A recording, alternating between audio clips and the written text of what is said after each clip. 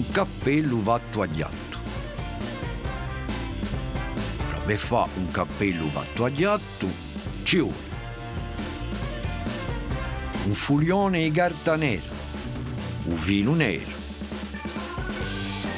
una mina bianca e nera, e trisore, un compasso e una pistola in colla. Con un compasso fa 2 gherchi annanto al voglio nero, tagliarli davanti un crescente. Fa un altro crescente più ciucco. Disegna un altro ghercio con un compasso e taglia. Taglia di nuovo 2 triangoletti. Assesta i pezzi di carta da figurare un gatto.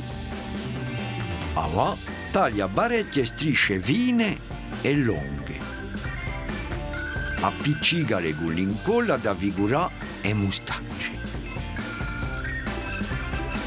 Appiccica i triangoli da fa l'orecchia.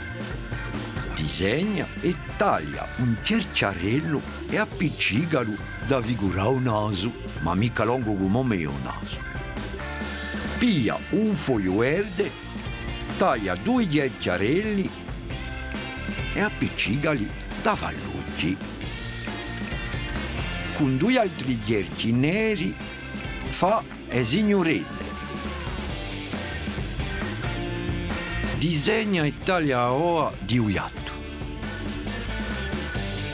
Appiccicala con l'incolla. Appiccica un filo con un pezzo di carta da ogni parte, da metto cappello in capo.